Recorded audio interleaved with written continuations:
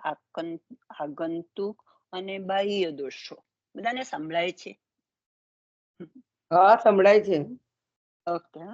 સહજ, આગંતુક અને બાહ્ય દોષ, આવા ત્રિવિધ દોષોથી જીવ પીડાય છે. તો હવે આ દોષોમાંથી મુક્ત કરવાના શું ઉપાય છે? એવો પ્રશ્ન થયો કે આ બધા દોષો છે એમાંથી તો માણસો એમ કે જીવ કેવો છે, તો જીવ એમ કે મોહગ્રસ્ત છે ન, એટલે એને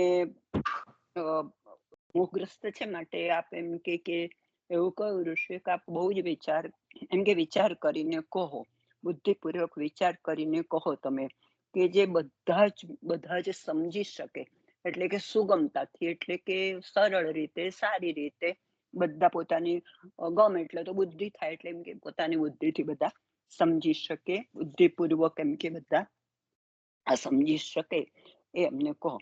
તો અહીંયા બુદ્ધિ શબ્દ વાપર્યો છે, બુદ્ધિપૂર્વક એમ કે સુગમ બુદ્ધિપૂર્વક કહો, તો બુદ્ધિ શબ્દ વાપર્યો છે, જેને અહીંયા આપણે મનીષા એટલે કે મનસ ઈચ્છા ના, બુદ્ધિ શબ્દ નથી વાપર્યો અહીંયા. તો બુદ્ધિ શબ્દ ના વાપરતા મનીષા કહ્યું પછી. તો મનીષા એટલે મનસ ઈશા, મનીષા જે મન પર શાસન કરે છે. આપણી બુદ્ધિ છે એ મન ઉપર શાસન કરે છે, કાબુ મેળવે છે, એટલે એવું કહું કે મનીષા. કારણ કે આપણું મન તો બહુ ચંચલ છે. માસી પાણી પી લો, એવું હોય તો, નહીં તો વધારે મારે બહુ પાણી ઊભું પી લો. થવું. મારે કારનો અવાજ જ નતો આવતો, હવડે આવ્યો અવાજ. આવ્યો? મેં પૂછ્યું તમને પહેલા કે અવાજ આવ્યો? હા, હવે આવ્યો. ઓકે. નિશા આવે ત્યારે આવે એવું છે. 2-3 વાર નીકળી ગઈ ને ફરી જોઈન થઈ તારે આવ્યો મેસેજ કર્યા પછી. તો તમે એમને તમારો ડાયલોગ નથી સાંભળ્યો એવું લાગ્યું? ફરીથી લઉં એવું છે? લખ્યો મેં મેસેજ. ફરીથી લઉં એવું છે? તમારો અવાજ નથી આવતો. હજુ નથી આવતો? હજુ પણ નથી આવતો તમને? મારું અવાજ બરાબર છે, મારું બધું બરાબર છે, મારા ડિવાઇસમાં બધું બરાબર છે. માસી ચાલુ રાખો જ્યાં હતા ત્યાંથી, તમે થોડું મોટેથી બોલજો, કારણ કે એમના ડિવાઇસમાં તકલીફ છે ને એટલા માટે. ઓકે. હા, તો અહીંયા બુદ્ધિ શબ્દ નથી વાપર્યો ને, પણ મનીષા કહ્યું. તો મનસ ઈશા મનીષા, જે મન ઉપર શાસન કરનારી છે. મન ઉપર શાસન કરે એટલે કે મનમાં ચંચલતા હોય, ગતિશીલતા હોય. આપણે આગળ જોયું કે મન એમ કે ચક્રની જેમ ફર્યા કરે છે આપણું, એમ કે તો એવું હોય કે એવી બુદ્ધિ આપણી કરના, એવું શાસન હોય કે જે એમ ન ફર્યા કરે, ન કંટ્રોલમાં આવે, ટૂંકમાં મનને ફાવે તેમ ચલિત થઈ જાય છે, એવું ન થવા દે. યોગ્ય અને અયોગ્ય વિચાર કરે છે, એવું પણ ન થવા દે. સારું નરસું વિચારતું નથી, નિર્ણય લઈ લે છે, એવું પણ ના થવા દે. અને પછી આ બધું જો કરે તો માણસના મનમાં મલિનતા આવી જાય ને બધી. તો એમ કે મલિનતા ચાલી જાય તો પછી એ યોગ્ય અને અયોગ્ય નિર્ણયને વિચારી શકે કે મારો નિર્ણય સારો હતો કે ખોટો, તો સારું કરીએ છીએ કે ખોટું કરીએ છીએ. સામાન્ય રીતે જીવન એવું છે કે પોતાનું મનગમતું જ કરવાની ઈચ્છા થાય છે, કે પોતાને શું જોઈએ છે, પછી એના પરિણામો શું આવે છે, એનાથી શું આપણને નુકસાન થશે કે શું, એવું વિચારતા નથી. અને પોતાના મનને ગમતું હોય એવું કરે છે ને પછી આગળ જતા એવું કરવાથી આગળ જતા કઈ સારા ખોટા પરિણામો આવે તો હેરાન થાય છે.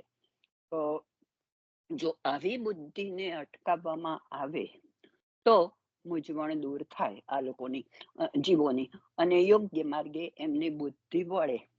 માટે અને એ ત્રિવિધ જે દુઃખ થાય એમાંથી મુક્ત થાય, એમને કલ્યાણ મળે, ભગવાન પ્રસન્ન થાય, એટલા માટે એમણે આવો પ્રશ્ન કહ્યો અને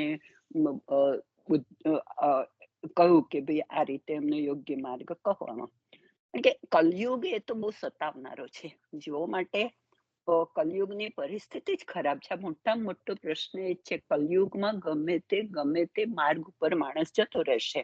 એટલે આવી પરિસ્થિતિમાંથી મુક્ત થવાનો પ્રયત્ન કરવાનો છે. હવે 2 પ્રશ્નો હતા, એમાં ફલ અને સાધન પૂછ્યા. હવે ત્રીજામાં આ કયું સારી પ્રેરણા આપવાની, મનસા આપવાની, એવું કયું. અને હવે ત્રીજો પ્રશ્ન એવો આવે છે, પ્રકટ થયેલા પ્રભુ ફલ અને સાધન છે, માટે આવા ભગવાનના પ્રાકટ્યનું પ્રયોજન શું છે? શા માટે ભગવાન પ્રકટ થયા? પ્રયોજન એટલે એમનું શું હેતુ શું છે? આમ તો શું હેતુ છે એવો. અને ભગવાન લોકો માટે પ્રકટ થાય. હવે બીજો પ્રશ્ન, ભગવાન એના જ અંતર્ગત પ્રશ્ન, આ ભગવાન જે પ્રકટ થાય છે તે પોતાના માટે પ્રકટ થાય છે કે લોકોને માટે પ્રકટ થાય છે? પણ આ પ્રશ્ન બહુ જ એમ કે વિચાર માંગી લેવો હતો, અતિ ગૂઢ હતો.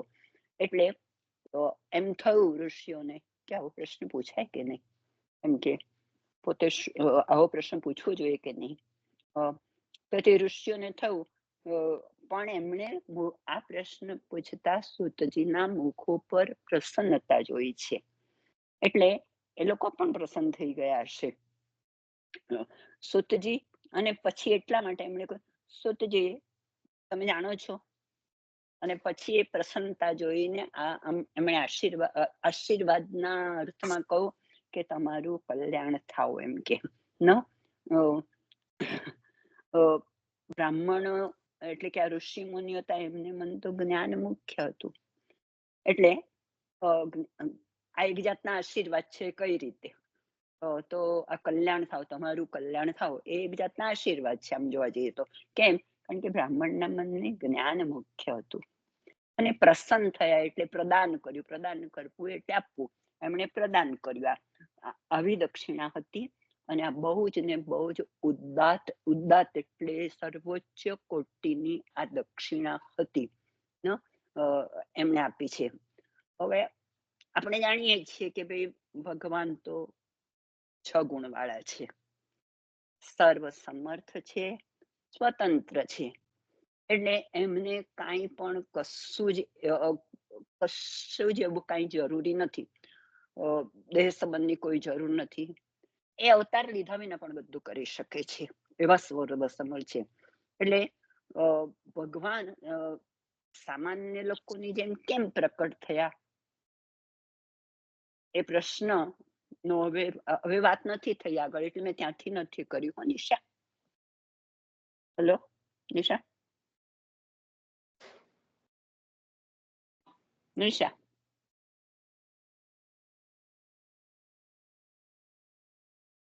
નિશાને નથી સંભળાતું. સોરી માસી, મારું હેડફોન હતું અને ફોન દૂર હતો. હા બોલો. એટલે મેં ત્યાં સુધી કરી લીધું છે કે આશીર્વાદના રૂપમાં પ્રસન્નતા પ્રકટ થઈ છે, ને એમણે કહ્યું તમારું કલ્યાણ થાવ. અને આ ઉદાત્ત દક્ષિણા હતી, ખૂબ સારી દક્ષિણા હતી, એમ કે ત્યાં સુધી કે એમને લોકવતની જેમ કેમ પ્રકટ થવું પડ્યું? બ્રહ્માજીના પુત્ર એ બધું લઈ લો ને. ના, બ્રહ્માજીના પુત્રોનું ને બધું નથી લીધું ને. એ પણ મનમાંથી પ્રકટ થયા છે, સનત કુમારો પણ. એટલું લઈ લો, થોડુંક જ છે, 3-4 જ છે. હા, 3-4. હા, તો એમ કે એમણે ભગવાન સામાન્ય રીતે તો લોકોની જેમ એમ કે પ્રકટ થયા. ભગવાન તો દેવો અને મુક્તોના પણ સ્વામી છે, એટલે મોક્ષ જેમને મળ્યું છે બધાના પણ સ્વામી છે ભગવાન તો. છતાં પણ સંસારી માણસોમાં કેમ પ્રકટ થયા? તો સનત કુમારો પણ બ્રહ્માના મનમાંથી પ્રકટ થયા છે. તો ભગવાન સ્ત્રી દ્વારા, એટલે કેવું છે એમ કે ભગવાન વસુદેવજીના પત્ની દેવકના કન્યાના દ્વારા કેવી રીતે થયા. અને હવે એમાં ત્રીજો પ્રશ્ન આવવાનો છે કે ભગવાન તો સ્વતંત્ર છે અને સ્ત્રી તો પરતંત્ર છે. તો ભગવાન શા માટે એમ કે આવી રીતે દેવકના પુત્રી દ્વારા પ્રકટ થયા છે? એટલે આપણું સનત કુમાર સુધી આનું આવી જાય છે. નિશા,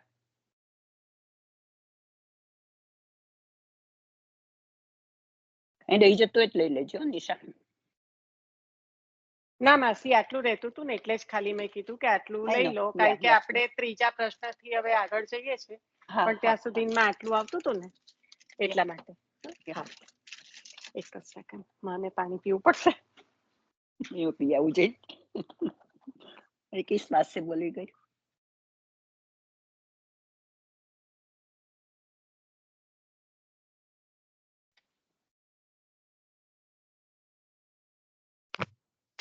અને જે આટલું આ લીધું ને એમાં આપણે કઈ કનેક્ટ કરતા આગળ બીજા કોઈને થાય છે કઈ કનેક્ટ? એટલે મારાથી પેલું 2 વસ્તુ નથી થતી ને, આજે નથી થયું. નહીં તો હું આચાર્યજીના નામ ને બધું મને લાગે છે કે પુરુષોત્તમ નામ સહસ્રમાં પહેલા 2-3 માં આવશે. શું કહો વાક બિંદુ? મને છે ને જયારે કાલે આજે મનસા બુદ્ધિ, મન શું છે કોના છે? બુદ્ધિ ના એમાં છે, રાઈટ? એ જે આપણે આવ્યું ને એનામાં મને એક વાર્તાજી આપણા કનેક્ટ થયા હતા ને, બુદ્ધિ પ્રેરક કૃષ્ણસ્ય વાળું, રાઈટ? અને એમાં પછી આપણે એમ વાત કરી હતી કે ધારો કે કઈ આમ આમ તેમ થાય તો પાછા આપણે એવું કહી દઈએ કે બુદ્ધિ પ્રેરક કૃષ્ણસ્ય, રાઈટ? કાલે કહ્યું નિશાએ. હા, એટલે મને છે ને આપણે જે એક વાર્તાજી કનેક્ટ થાય છે કે જે શ્રી ગુસાઈજી પ્રભુના સેવક હતા ને પછી એમને પેલો સંગ ખરાબ થઈ ગયો એટલે પછી પેલો વેશ્યા એમની જોડે રહેતા હતા. પણ પછી એમને કોઈ એમને ગુસાઈજી પ્રભુના સેવક એમને કે આપને ગુસાઈજી પ્રભુ યાદ કરે છે, તો કે હજુ મને ગુસાઈજી પ્રભુ યાદ કરે છે એમ. એટલે ત્યાં એમને એ મનમાં આવ્યું અને એમની બુદ્ધિમાં એ થયું કે હું તો કોણ હતો ને હવે હું શું કરું છું, એવું મને આમાં કનેક્ટ થાય છે. હવે જો નિશાને તમે બધા શું કહો છો? જે આવું આવ્યું હતું મને કાલે મનમાં, હૃદયમાં. શું લાગે છે માસી તમને? હેલો, જય શ્રી કૃષ્ણ. હું જરાક શ્લોક લઈ લઉં અને આપણે આગળ વધીએ ને એટલે એમાં જઈએ. સારું.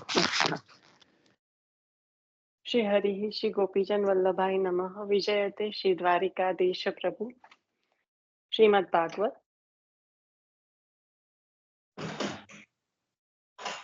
સચ્ચિદાનંદ રૂપાય વિશ્વોત્પત્યાદિ હેતવે તાપત્રય વિનાશાય શ્રી કૃષ્ણાય વયમ નમઃ.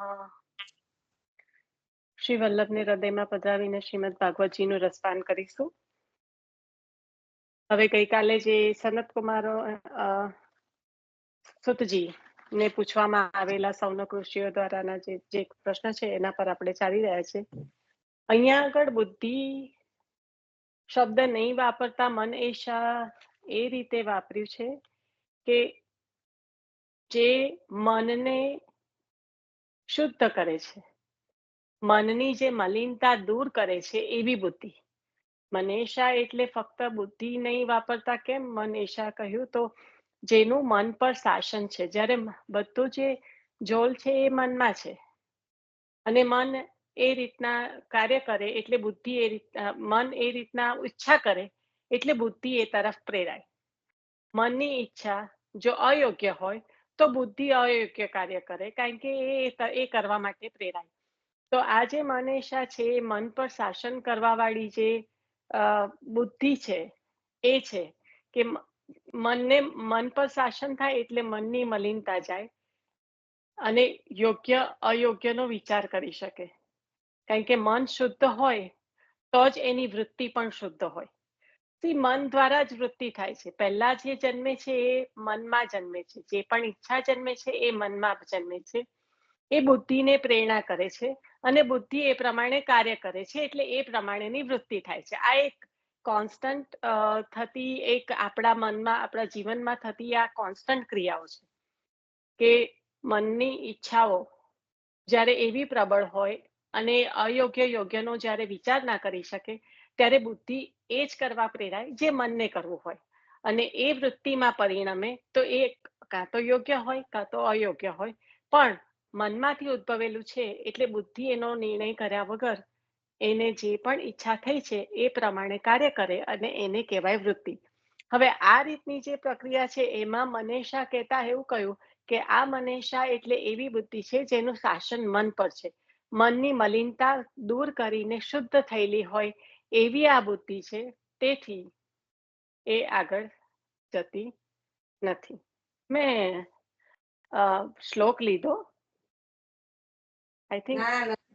હા સોરી, હું હજી બોલ્યા કરું છું ને, મને રિયલાઇઝ થાય છે કે મેં શ્લોક નથી લીધો. શ્રી હરિ શ્રી ગોપીજન વલ્લભાય નમઃ. વિજયતે શ્રી દ્વારિકાધીશ પ્રભુ. સચ્ચિદાનંદ રૂપાય વિશ્વોત્પત્યાદિ હેતવે તાપત્રય વિનાશાય શ્રી કૃષ્ણાય વયમ નમઃ. શ્રીમદ ભાગવત પ્રથમ સ્કંદ મંગલાચરણ પછીના 6 જે પ્રશ્ન છે એનો સત્સંગ થઈ રહ્યો છે. શ્રી વલ્લભને હૃદયમાં પધરાવીને શ્રીમદ ભાગવતજીનું રસપાન કરીશું. હવે આ જે બુદ્ધિ મનસાની જે વાત થઈ, લીનાબેન તમે જે રીતે કહી રહ્યા છો ત્યાં આગળ તત્વ શું છે? એ જે વાર્તાજી છે ને એમાં મુખ્યતા એવી છે કે જીવ ગમે એવો ભટકી જાય, આચાર વિચાર જેનું પણ કઈ ક્રિયાનું પણ કે એનું કોઈ પણ પ્રકારનું એને જ્ઞાન ના રહે, ભાન ના રહે, અને કઈ પણ પ્રકારે જો એ વર્તન કરે તો પણ એકવાર શ્રી ગુસાઈજી પ્રભુના સેવક થયો છે અને એમનો હાથ ચાલ્યો છે તો એ જીવને ક્યારેય છોડતા નથી. ત્યાં આગળ તત્વ આ છે. એટલે તમે હજી કઈ રીતના જોડવાનો પ્રયત્ન કર્યો એ મને સમજાયું નથી. કદાચ ફરીથી તમે એના પર વિચાર કરજો તો મને વધારે ખ્યાલ આવશે. પણ ત્યાં તો કહેવાનો મિનિંગ આ છે કે આટલું બધું આવા બધા એમાં પડ્યા પછી પણ એ ભગવદી એને મોકલે છે કે જા તું આનું જૂઠણ લઈશ ને તો તારું જે દુઃખ છે, તારો જે રોગ છે એ મટી જશે. તો એની ક્રિયા આવી છે, આવું છે જોતા બહુ જ ભગવદીયાને તો એ થાય છે કે અરે ગુસાઈજીએ મને આની પાસે મોકલ્યો. પણ ખરેખર એનો રોગ પણ દૂર થાય છે. પણ કહેવાનું તાત્પર્ય છે કે ગુસાઈજી જેનો હાથ પકડે છે, આચાર્ય ચરણ જેનો હાથ પકડે છે, એ ગમે એવી આચાર વિચાર ક્રિયામાં પડી પણ જાય પણ એનો હાથ અને આપ છોડતા નથી. તો ત્યાં આગળ તમે જો એ રીતે કહેતા હોય કે એનું મન મલિન કરીને બુદ્ધિને પ્રેરીને કે હું આવું કરું તો પછી મને છોડી જ દેશે ને, એટલે એવા વિચારો કરીને એ કરવા માટે પ્રેરાય છે, અયોગ્ય કરવા માટે. જો તમે એ સંદર્ભમાં કહેતા હોય તો મને નથી આઈડિયા આવતો હજી તમે કયા સંદર્ભમાં કીધું એટલા માટે. હું એ સંદર્ભમાં કહેતી હતી કે એની બુદ્ધિ તો મલિન થઈ ગયેલી જ છે, પણ એને જે ગુસાઈજી પ્રભુનું નામ ને સેવક સાંભળ્યું તેને એની બુદ્ધિ મલિન થયેલી હતી ને એની બુદ્ધિમાં પછી એને વિચાર આવ્યો કે આ હું શું કરું છું હજુ, અને ત્યાર પછી એનામાં જે સુધારો થયો ને એ મેં એવી રીતે મને લાગ્યું. તમે વાર્તાજી વાંચજો, કારણ કે એમાં છે ને આવો સેવક છે તો છતાં પણ આંધાધૂંધી વાળું કામ કરે છે. અને પછી કે હજી મને ગુસાઈજી યાદ કરે છે, એટલે ત્યાં એ મુખ્યતા એની થઈ જાય છે કે એને ખબર તો છે જ પણ તો પણ આંધાધૂંધી વાળું કામ કરે છે, અને કે પ્રભુએ મારો હાથ ઝાલ્યો હશે તો જોઈશું એમ, એવી રીતે. એટલે મારી પણ કદાચ ભૂલ થતી હોય, મને બહુ વખતથી આ વાર્તાજી આખા એ ટુ ઝી એવા સ્મરણમાં નથી, પણ આ રીતનો ખ્યાલ છે. હવે આગળ જે પ્રશ્ન કરવાના હતા ઋષિ મુનિઓ, અને એના સંદર્ભમાં જે કહ્યું કે સાધન ફલરૂપા અને સાધન એવા જે પ્રભુ છે, આપણે ગઈકાલે જે જોઈ રહ્યા હતા બીજો પ્રશ્ન, એમાં આગળ વધતા મોટા ભાગે બધું જ લઈ લીધું છે ભગવતી માસીએ.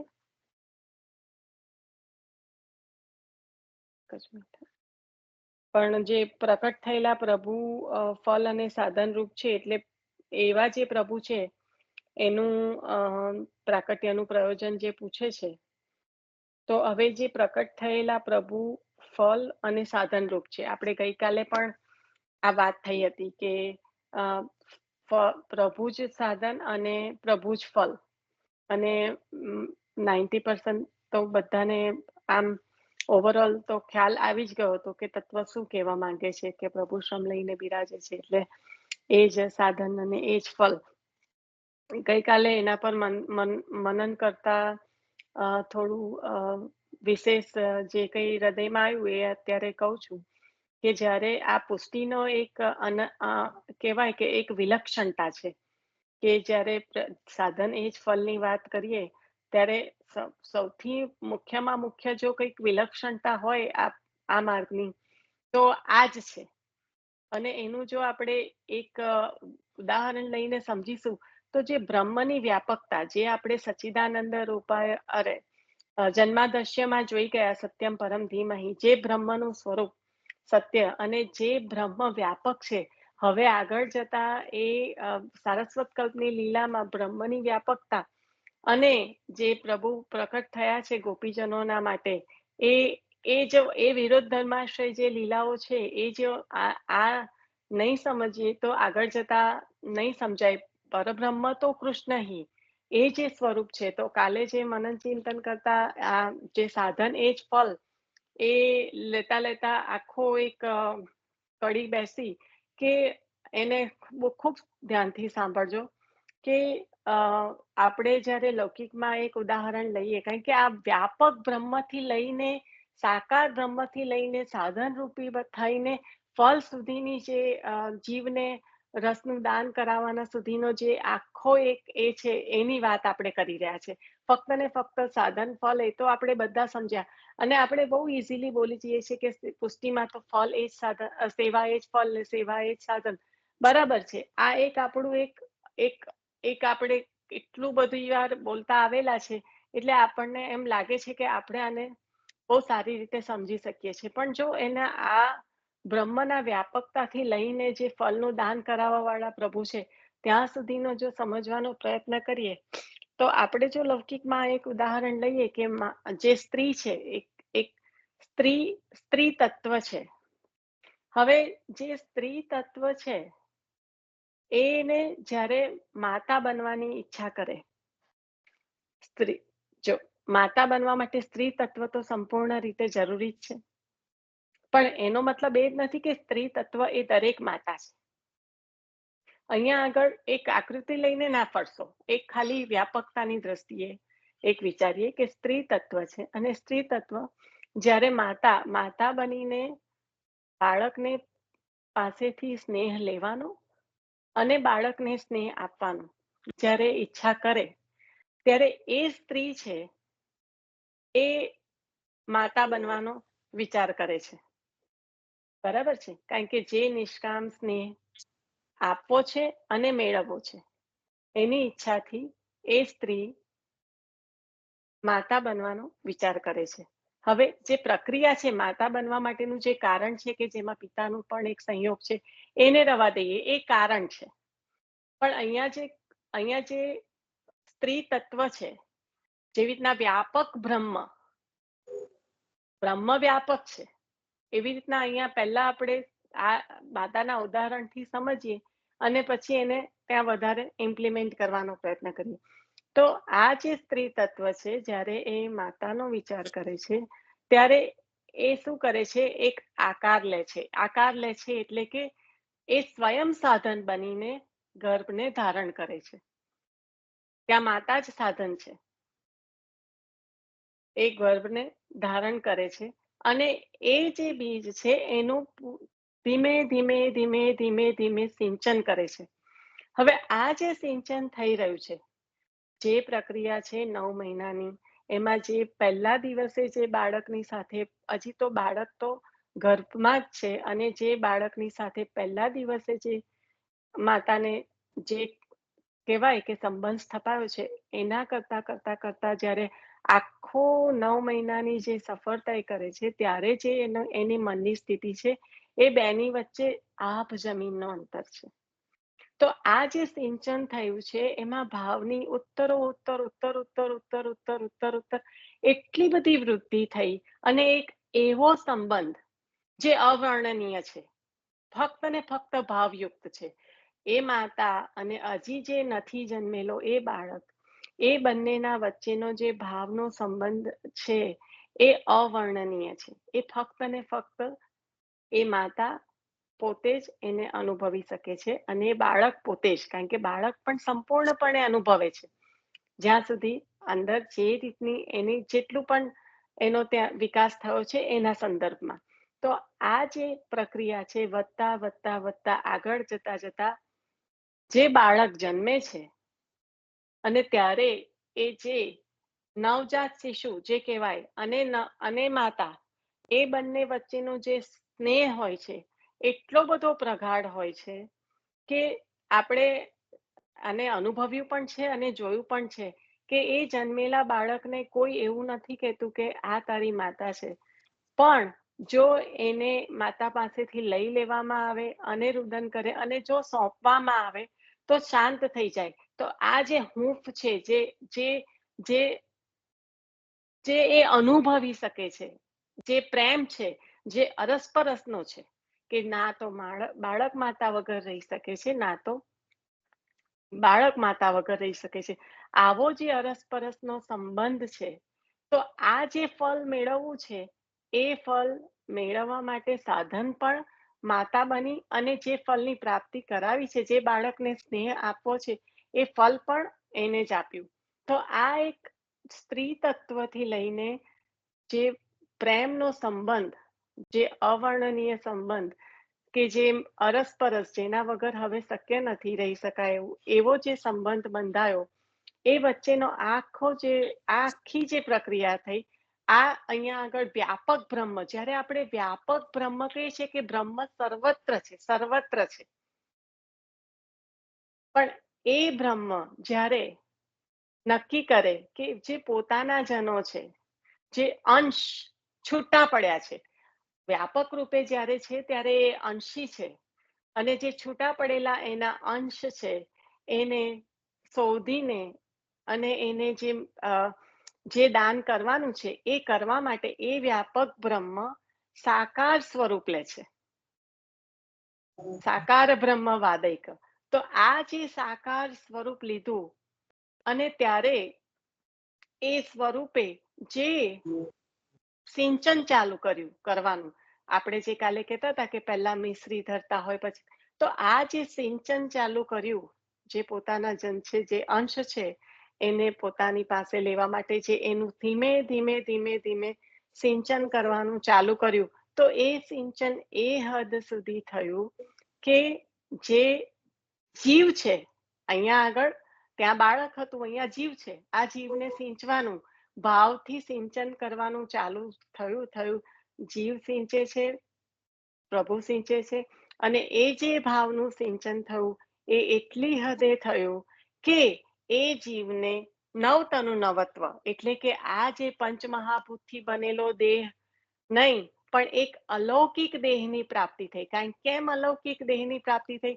કારણ કે હવે જ્યારે જેમ બાળક બહાર આવીને માતાને મળે છે, એમ જ્યારે જીવને અંશ અને અંશીનું જ્ઞાન થશે, પોતાને મૂળ લીલા સ્વરૂપનું જ્ઞાન થશે, ત્યારે આ દેહથી એને ઝીલી નહીં શકે. એના માટે એને દેહ કયો જોઈશે? અલૌકિક જોઈશે. હરી તેરી લીલા કી સુધી આવે.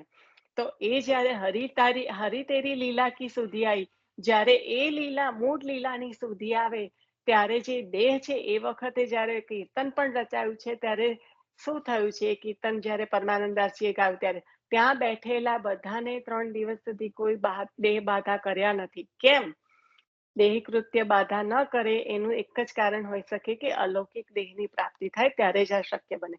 તો આ ભાવનું સિંચન એટલું થયું કે તનુ નવત્વ પ્રાપ્ત થતા એ જીવ અને અંશ અને અંશીનું, એ જીવ અને પ્રભુનું જે મિલન થયું, અને હવે જે સ્થિતિ છે, હવે જે રસનું દાન કરવું છે એ હવે શક્ય બનશે. અને ત્યારે જે સ્થિતિ છે એ વ્યસન અવસ્થા છે, કે આસક્તિ અવસ્થા છે, કે જેમાં ના તો જીવ પ્રભુ વિના રહી શકે છે, ના તો પ્રભુ જીવ વિના રહી શકે છે.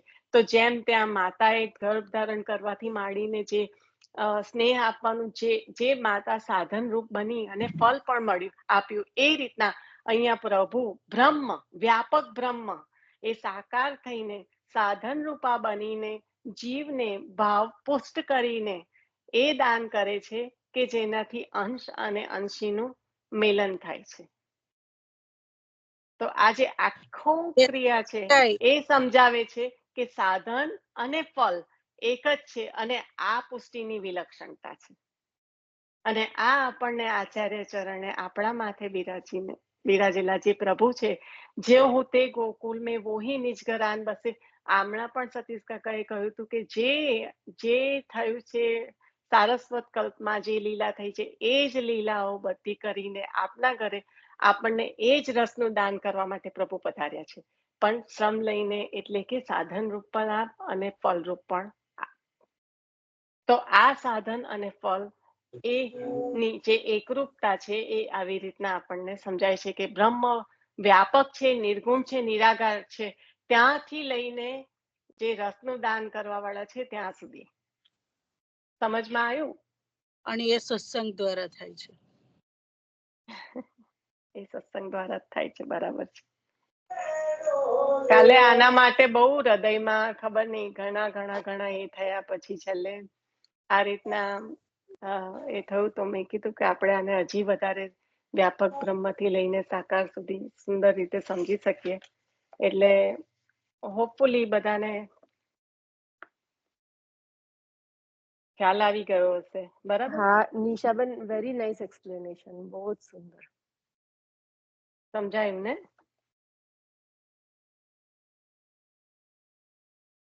કાલે મને ઊંઘ નહીં આવતી હતી, એટલે પછી ઊંઘ ના આવે ને એટલે પછી બહુ સારું, ભગવાનની કૃપા થઈ જાય ઊંઘ ના આવે ત્યાં. હવે આપણે આગળ વધીએ. બહુ સરસ સમજાયું. એટલે આપણે આટલો બધો વિલક્ષણ આપણો માર્ગ છે ને, એને આપણે ટેક ઇટ ફોર ગ્રાન્ટેડ લઈએ છે કે સેવા એ જ ફળ, સેવા એ જ સાધન, સેવા એ જ સાધન, સેવા એ જ ફળ, અને આપણે બોલીએ છીએ. પણ આનો આખો જો એને જો સમજીએ કે આપણે તો શું કરતા હતા, આપણો જે ભાવ છે એનો ઉત્તર સિંચન જ પ્રભુ કરે છે, કારણ કે એ જ અંગીકાર કરવા માટે લાલાયિત છે. આપણે તો ભૂલી ગયા છે કે કોણ છીએ, પણ એની સુધી લાવવા માટે આપ શ્રમ લઈને આપણા માથે બિરાજીને આપણે જ્યો રાખે સો રહ્યો એ કરી અને આપણને આ દાન કરવા માટે પધારેલા છે આ પ્રભુ આપણા શ્રી આચાર્ય ચરણની કૃપાથી. પણ આપણી રોજની ક્રિયાત્મક અને આપણી જે ફાસ્ટ લાઈફ છે એમાં આપણે બોલી તો જઈએ છે કે અમારે પુષ્ટિમાં તો સેવા એ જ સાધન, સેવા એ જ ફળ, પણ એને જે માણવાનું ને, એનો જે કીધું ને કાલે કે શબ્દાર્થ, ભાવાર્થ અને ગૂઢાર્થ, તો એ ભાવાર્થ અને ગૂઢાર્થ છૂટી જતા આપણે એને જે માણી શકીએ, જે રેલિશ કરી શકીએ, એ ના કરી શકીએ. અને એ આપણે બને ત્યાં સુધી ઠાકોરજીની કૃપાથી આપણને એની યાદી આયા કરે કે પ્રભુ આપણા માથે કયા પ્રભુ બિરાજે છે ને કયો રસનું દાન કરવા માટે ને કેટલો શ્રમ લઈને પ્રભુ સ્વયં આપણને આ ભાવનું સિંચન કરાવી રહ્યા છે. એટલે નિશા ખબર નહીં મારી સમજમાં, એટલે નથી આવ્યું એમ નથી કહેતી, પણ એ સાચું છે કે ઉદાહરણ આપ્યું, દ્રષ્ટાંત આપ્યું માતાને બાળકનું, તો માતાએ માતૃત્વ પ્રાપ્ત કર્યું સાધન દ્વારા, અને પછી એને જે ફળ મળ્યું એ ફળ માતાએ નથી, શું આ બધું બાળકને આપવા માટે એને માતૃત્વ જાગ્યું. હવે કહું છું કે હવે હા. એને ફળ મળ્યું અને એ ફળને આમ આપણા શબ્દોમાં કહીએ છીએ તો એ પોતે આનંદ રૂપે ભોગવી રહી છે. એટલે આમાં એક છે ને, આનંદ રૂપે બંને જણ ભોગવી રહ્યા છે, કારણ કે જ્યારે આસક્તિની દશા આવે છે ત્યારે પ્રભુ પણ એના વગર નથી રહી શકતા અને જીવ પણ, બરાબર? સરસ. એટલે આ સ્ત્રી તત્વ છે એ બ્રહ્મત્વથી લઈને માતા જે પ્રભુ આપણું સિંચન કરે છે એ રીતે લઈને અને બાળક સુધી, એટલે કે જીવ ત્યાં સુધીનું આખું. ખ્યાલ આવ્યો? ખ્યાલ આવી ગયો. કારણ કે જરાક બી આમ તેમ થશે ને તો કન્ફ્યુઝન થશે, એટલે આઈ હોપ કે રાઈટ, એટલે જ મેં ટૂંકાણમાં પૂછ્યું.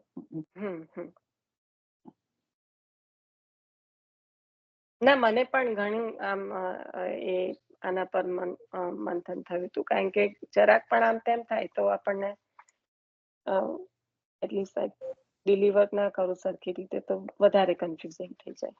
ભગવાનની કૃપા તો બધું વિચારી શકે છે એકદમ. એ ઠાકોરજી કઈ કરાવતા હશે ને આ બધા વૈષ્ણવોની સાથે મળીને કરવાનું. અમારા પણ એવા રાજાનો પ્રશ્ન છે ને, સાહેબ કેસે મિલે, પોતાના માટે પ્રગટ થતા હશે કે લોકો માટે, એમ ત્યારે યાદ આવ્યો હતો. અને દૈવો ઉદ્ધારક આપણે મહાપ્રભુજીનું એ નામ યાદ આવ્યું હતું એમાં, દૈવોદ્ધારક પ્રયત્નાત્મા. સુંદર. કાલનું પછી તે જોયું તું કે નતો ટાઈમ મળ્યો ત્રિગુણાતીત? ના, મને નથી ટાઈમ મળ્યો. કઈ નહીં, જયારે મળે ત્યારે જોઈ લેજે. મારે પણ નથી થયું. હવે ત્રીજામાં આગળ વધીએ. આજે મને થયું કે થોડું આમાં લાંબુ થઈ જશે, પણ મેં કીધું હવે આજે હૃદયમાં જે આવ્યું છે એ લઈ જ લઈએ. ભગવાન તો સ્વતંત્ર છે, સ્ત્રી પરતંત્ર છે. તેમાંય દેવકાના કન્યા વસુદેવજીના પત્નીમાં શું કરવા પ્રકટ થયા? અહીંયા આગળ જે પ્રભુની સ્વતંત્રતા, સર્વ સામર્થ્ય યુક્ત એવા આપ છો, તો પછી આપ આવી રીતે કેમ પ્રકટ થયા એમ કહ્યું. કાલે પણ વાત થઈ હતી કે સ્ત્રીને પરતંત્ર એટલે કે બાપડી બિચારી નથી બનાવતા, પણ આધીનત્વ હોય છે કે જ્યારે પિતાને ત્યાં હોય ત્યારે પિતાને આધીન હોય છે, અને પતિને ત્યાં હોય છે ત્યારે પતિને આધીન હોય છે. એનો મુખ્યત્વે સ્વામીનો ભાવ છે. બીજું કોઈ પ્રકારનું આધીનત્વ અહીંયા હોતું નથી, પણ પ્રેમને વશ જે આધીનત્વ હોય છે એની વાત છે, એટલે પરતંત્ર કયા. તે તો વિશેષ પરતંત્ર ગણાય.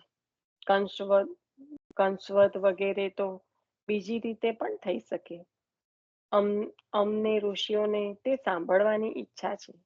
ઋષિઓ મંત્રદ્રષ્ટા યોગ નિપુણ છે, પણ યોગથી કંઈ સાંભળવાની ઈચ્છા પૂર્ણ ન થાય. ભગવત કૃપા સિવાય યોગથી ભગવત સંબંધી પદાર્થ જાણી શકાય નહીં. તેથી સાક્ષાત કે પરંપરાથી પ્રભુએ કહેલું કે ગુરુ મુખે સાંભળેલું અવતારનું પ્રયોજન આપ કહો, ઋષિઓએ વિનંતી કરી. કોઈ સંભળાય છે ને તમને બરાબર? હું મોટેથી તો બોલવાનો પ્રયત્ન કરું છું. હા,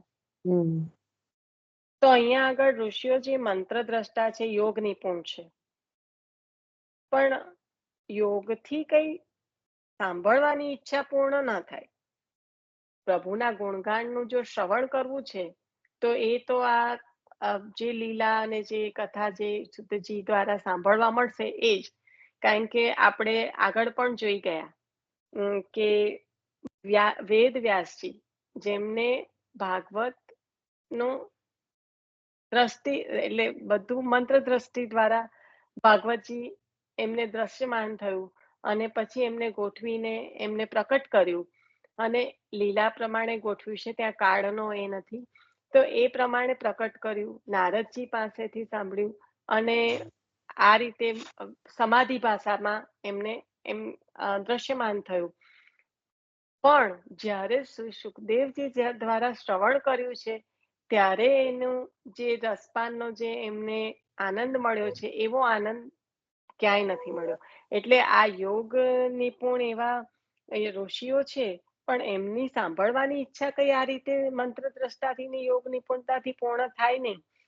ભગવત કૃપા સિવાય યોગથી ભગવત સંબંધી પદાર્થ જાણી શકાય નહીં.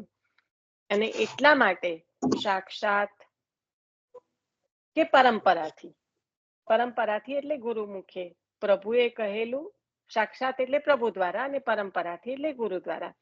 તો સાક્ષાત કે પરંપરાથી પ્રભુએ કહેલું કે ગુરુ મુખે સાંભળેલું અવતારનું પ્રયોજન આપ કહો, એવી ઋષિ મુનિઓ વિનંતી કરે છે.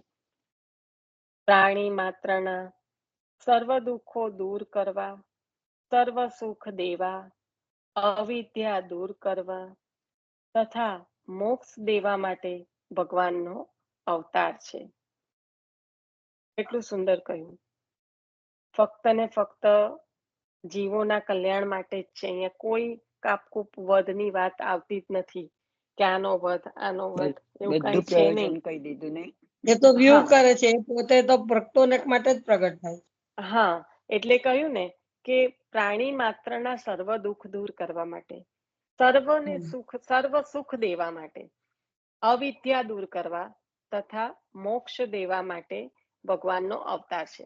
આપણે અહીંયા અવિદ્યા દૂર કરીને નિરોધ સિદ્ધ કર્યો છે. મોક્ષ દેવા માટે પણ છે પ્રયોજન, સર્વ દુઃખ દૂર કરવા માટે, સર્વ સુખ દેવા માટે, અને ઓન ટોપ ઓફ ધેટ અવિદ્યા દૂર કરીને નિરોધ સિદ્ધ કરીને ભજનાનંદનું સ્વરૂપાનંદનું દાન કરો. તો આપત્તિમાં આવી પડેલા પરવશપણે કે કાલવશપણે પણ જો ભગવાનના નામનો ઉચ્ચાર કરે તો ભયમાંથી મુક્ત થાય છે. જો પરવશપણે કે કાલવશપણે કોઈ પણ પ્રકારે, ઘણી વખત સંજોગો સ્થિતિ પણ પ્રભુની નજીક લઈ જતા હોય છે, ઘણી વખત પ્રેમથી પણ પ્રભુની નજીક જતા હોય, ઘણી વખત ભયના કારણે પણ. તો કોઈ પણ કારણ, પરવશપણે કે કાલવશપણે, કોઈને એકદમ કાળ અચાનક નજીક દેખાય તો પ્રભુ જ યાદ આવે. એટલે તો એવી પરિસ્થિતિમાં થી બહાર નીકળવાનો પ્રયત્ન કરીને ના નીકળે તો પ્રભુ યાદ આવે. જેમ કે આપણે ગજેન્દ્ર મોક્ષ, તો ગજેન્દ્ર તો બધા પ્રયત્ન કરી લીધા છે, અને પછી હ અને રી બોલતામાં તો પ્રભુ બિરાજી ગયા છે. એટલે આ જે છે એ પ્રભુનું પ્રાકટ્યનું પ્રયોજન જ આ છે. એટલે પરવશપણે કે કાલવશપણે પણ જો કોઈ ભગવાનના નામનો ઉચ્ચાર કરે તો ભયમાંથી મુક્ત થઈ જાય છે.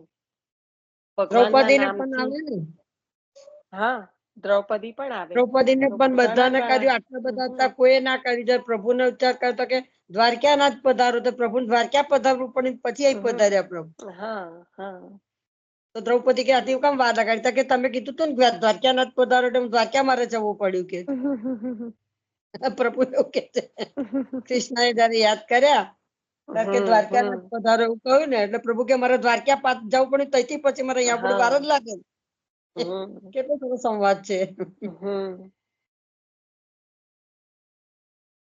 ભગવાનના નામથી ભયને પણ ભય લાગે છે, ભયમાંથી અભય થઈ જાય, દ્વૈત દ્રષ્ટિ ચાલી જાય. મુખ્યત્વે આ જ છે કે જે દ્વૈત દ્રષ્ટિ છે અને અભયનું દાન છે, તો દ્વૈત દ્રષ્ટિનો નાશ કરે છે અને ભયનો નાશ કરીને અભયનું દાન કરે છે. અભય દાન દક્ષસ્ય. તો ભયમાંથી અભય થઈ જાય, દ્વૈત દ્રષ્ટિ ચાલી જાય. પ્રભુ પ્રકટ ન બિરાજતા હોય ત્યારે પ્રભુ નામથી પણ મુક્તિ મળે. નામ તો ઉચ્ચાર કરવાથી જેટલા બોલી શકે છે તેટલા પ્રાણીનું કલ્યાણ થાય, પણ વાણી જેમને ન મળી હોય તેમનું પણ કલ્યાણ કેમ થાય? તો કહ્યું કે ભગવાન તો સૌનું કલ્યાણ કરે છે. સાધુ પુરુષો પસાર થતા હોય ત્યારે પ્રાણીનો કે વનસ્પતિનો પણ સ્પર્શ કરે તો પણ પાવન થાય, મુક્ત થઈ જાય. જે આચાર્ય ચરણે કર્યું, ખુલ્લા ચરણે પૃથ્વી પરિક્રમા કરીને બધા જીવોને સનાથ કર્યા, તો જે ન બોલી શકે એવા જીવોને પણ સાધુ પુરુષો પસાર થતા હોય ત્યારે પ્રાણીનો કે વનસ્પતિનો સ્પર્શ પણ કરે તો પણ પાવન થાય, મુક્ત થઈ જાય. જ્ઞાનીની વાણી પાવન કરે અને ભગવાનના ચરણ કમલનો આશ્રય કરનાર ભક્તો સ્પર્શ માત્રથી પાવન કરે. કેટલું સુંદર કહ્યું. આમાં તો કેટલા નામ આવી ગયા હતા આચાર્ય ચરણના. તો ભગવાનના ચરણ કમલનો આશ્રય કરનારા ભક્તો સ્પર્શ માત્રથી પાવન કરે. ભગવદ આશ્રય કરનારા ઋષિઓ જ્ઞાન કર્મ સંપન્ન થાય છે, ભક્તિ પણ પાવન કરે છે. સ્વયં શુદ્ધ સંતો બીજાને દ્રષ્ટિ માત્રથી પાવન કરે છે. જ્ઞાન અને કર્મથી પોતાની શુદ્ધિ થાય છે. દ્રષ્ટિ માત્રથી પાવન કરે છે. એમાં પણ શ્રી ગુસાઈજી પ્રભુ દ્વારા અને શ્રી આચાર્ય ચરણ દ્વારા કેટલા જીવોનો ઉદ્ધાર થયો છે. તો કહ્યું કે ભક્તિ પણ પાવન કરે છે. સ્વયં શુદ્ધ સંતો બીજા આચાર્ય સ્વરૂપે પધાર્યા છે જીવોનું કલ્યાણ કરવા માટે. એટલે એ જ સ્વરૂપ છે જે અહીંયા આગળ સ્વયં શુદ્ધ સંતો કહ્યું તો કલીમાં પ્રભુ કયા સ્વરૂપે બિરાજશે? આચાર્ય સ્વરૂપે પ્રકટ દશામાં પણ અવતાર કેવી રીતના થવાનો છે? કલીમાં અવતાર નથી, તો આ રીતે જ પ્રભુ પ્રકટ થશે. તો આ જે શુદ્ધ સંતોની વાત કરી, ત્યાં આચાર્ય ચરણ અને ગુસાઈજી પ્રભુના કેટલા પ્રસંગો યાદ આવી જાય કે સ્વયં શુદ્ધ સંતો બીજાને દ્રષ્ટિ માત્રથી પાવન કરે છે. જ્ઞાન અને કર્મથી પોતાની શુદ્ધિ થાય છે, ભક્તિથી સર્વની શુદ્ધિ થાય છે. બોલો કેટલો બધો અંતર કહ્યો. જ્ઞાન અને કર્મ મહત્વનું પણ છે, પણ એની એક સીમા છે કે જે પોતાની શુદ્ધિકરણ માટે કામ કરે છે, જ્ઞાન અને કર્મ. પણ ભક્તિ છે એ બીજાને પણ શુદ્ધ કરવા વાળી છે. ભગવાનનો આશ્રય ગુરુ રૂપે જ્ઞાન માર્ગમાં પણ છે. ભગવાનને જાણ્યા વિના ચરણ કમલનો આશ્રય ભક્તિ માર્ગમાં જ છે.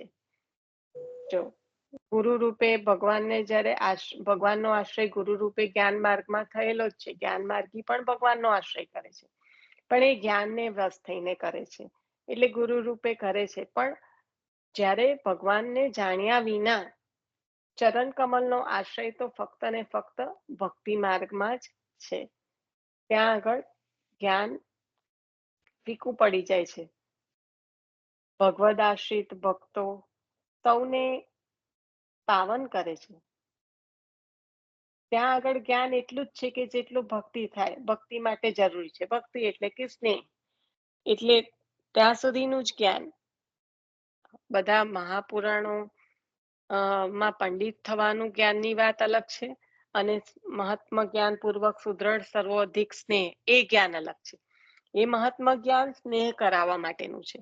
અને જ્યારે બધા પુરાણો, વેદ, બ્રહ્મસૂત્ર, આ જે પણ કંઈક પ્રભુથી રચિત છે, પ્રભુની વાણી, એ બધાનું જ્ઞાન મેળવીને પછી ભગવાનને આશ્રય, એ જ્ઞાનની વાત છે. એટલે અહીંયા જે ભગવાનને જાણ્યા વિના ચરણ કમલનો આશ્રય, એટલે કે જ્યારે પ્રભુમાં સ્નેહ થાય, એટલા પ્રકારનો જ્ઞાન મળી ગયો, એટલે એ ભક્તિમાં પરિવર્તિત થઈ ગયો, એટલે કે સ્નેહમાં પરિવર્તિત થઈ ગયો, એટલે કે ચરણ કમળના આશ્રયમાં જે પૂર્ણ રીતે સહાયરૂપ થઈ ગયો, એટલો જ્ઞાન બરાબર છે. એટલે એટલામાં, અને એ જ્ઞાન પેલા જ્ઞાની આગળ તો અજ્ઞાન જ કહેવાય. અહીંયા શબ્દોને અને વાક્યને સમજવાનો પ્રયત્ન એ રીતે કરો કે ભગવાનનો આશ્રય ગુરુ રૂપે જ્ઞાન માર્ગમાં પણ છે. હવે એ જ્ઞાન માર્ગ એટલે જે ઉત્તમ પ્રકારનું જે તપ કરીને જે ઋષિઓના સ્તર પર મેળવેલું જ્ઞાન છે, એની વાત ચાલે છે.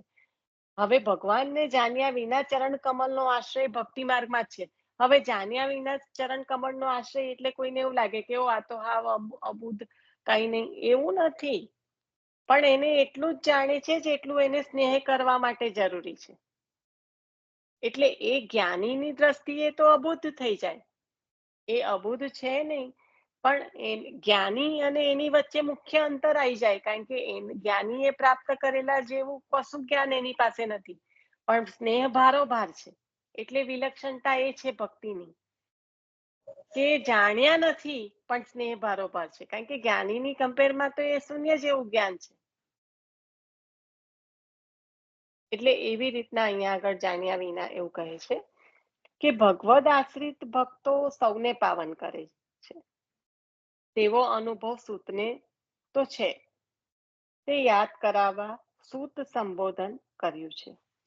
ભગવદ આશ્રિત ભક્તો જે સૌને પાવન કરે છે, એવો અનુભવ આપને તો છે જ, કારણ કે આપ પણ પાવન થયેલા જ છે વેદ વ્યાસજી દ્વારા અને બધા ઋષિઓ દ્વારા. ત્યારે જ અહીંયા આગળ આપ બેસીને ભાગવતજી કરી શકો છો.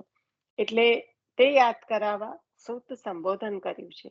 તે સૂત જાતિના હોવા છતાં વ્યાસજી વગેરે મહાપુરુષોની કૃપાથી બ્રાહ્મણો સાથે યજ્ઞાદિમાં તેમનો વ્યવહાર છે. કારણ કે જાતિ એ છે તો પણ એમને સ્થાન પણ ઊંચું મળ્યું છે. કેમ? ફક્ત ને ફક્ત જે વ્યાસજી અને બીજા જે મહાપુરુષો છે એમની કૃપાથી. ગંગાજી અને ભક્તો ભગવત સેવાથી પાવન કરે છે. ગંગાજી અને ભક્તો ભગવત સેવાથી પાવન કરે છે. માયાનો સ્પર્શ ન થાય તે પરમ પાવન છે. ભગવાનના સ્વરૂપ કે નામથી પણ તેના સંબંધવાળા ભક્તોનો મહિમા છે. ભગવાનના સ્વરૂપ કે નામ કંઈ પણ હોય. જ્યારે કિશોરીબાઈ છે તો ફક્ત ને ફક્ત સ્મરણ જ કરતા હતા. તો પ્રભુના સ્વરૂપ કે નામ થી પણ તેના સંબંધવાળા ભક્તોનો મહિમા છે. પ્રભુનો પવિત્ર યશ સાંભળવાની ઈચ્છાથી તે ઋષિઓના હૃદયમાં સમજાયું. ભક્તિ વગર ભગવદ યશનું શ્રવણ પુરુષાર્થ રૂપ ન થાય, વ્યર્થ જાય. કારણ કે પ્રભુનો પવિત્ર યશ સાંભળવાની ઈચ્છાથી એ ઋષિઓના હૃદયમાં સમજાયું, ભક્તિનો મહિમા સમજાયો કે ભક્તિ વગર તો ભગવદ યશનું શ્રવણ પુરુષાર્થ રૂપ ન થાય. સન્માર્ગે ચાલનાર માટે શુદ્ધિ જરૂર છે. સન્માર્ગે જે ચાલે છે એના માટે શુદ્ધિ જરૂર છે. એટલે પહેલા જ બુદ્ધિની વાત આવી ગઈ, મલની મલિનતાની વાત આવી ગઈ કે જે સન્માર્ગે ચાલનાર છે એના માટે તો આ શુદ્ધ જરૂર છે. દેશ, કાલ, દ્રવ્ય, કર્તા, મંત્ર અને કર્મ એ 6 ધર્મના અંગ છે, જે આપણે 16માં જોઈ ગયા છે. આપણે કાલે વર્ણનમાં કોઈક ને કોઈક સ્મરણમાં લઈ આવશે. એટલે દેશ, કાલ, કર્તા, દ્રવ્ય, મંત્ર અને કર્મ એ 6 જે ધર્મના અંગ છે, કલયુગમાં 6 અશુદ્ધ છે, બધામાં અશુદ્ધિ છે. માટે ભગવાનના યશનું શ્રવણ જરૂરી છે. ભગવાનનું કીર્તન, યશોગાન કરનારી કીર્તિ પણ સૌને પાવન કરે છે. તો યશોગાન તો પાવન કરે જ, ભગવાનનું કીર્તન યશોગાન કરનારની કીર્તિ પણ સૌને પાવન કરે છે. તો પછી યશોગાન તો પાવન કરે જ. પવિત્ર પુરુષો માત્ર ભગવાનનો જ યશ ગાય છે. સૌને તેથી લાભ મળે છે.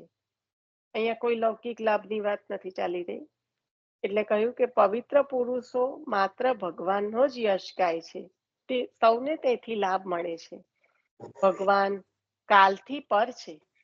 કલયુગથી આવતા આ બધા દોષો ભગવાનના યશોગાનથી દૂર થઈ જાય છે. જે 6 પ્રકારના ધર્મ બતાવ્યા, જેમાં અશુદ્ધિ અત્યારે થઈ ગઈ છે, તો એ જે બધું છે એ પ્રભુના યશોગાનથી દૂર થઈ જાય છે.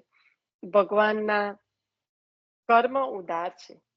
શ્રદ્ધાવાળાને પુનઃ પુનઃ ભગવાનની લીલા સાંભળવાની ઈચ્છા થાય છે, રુચિ વધે છે. જે શ્રદ્ધાવાન છે એને તો પ્રભુના આ જે યશોગાન છે એમાં જ રાચવાની ઈચ્છા રહે છે. એટલે અહીંયા આગળ ત્રીજામાં જે ભગવાન સ્વતંત્ર છે, સ્ત્રી પરતંત્ર છે, તેમાં દેવકાના કન્યા છે અને વસુદેવજીના પત્ની છે. તો શું કરવા પ્રકટ થયા એમના કોખે?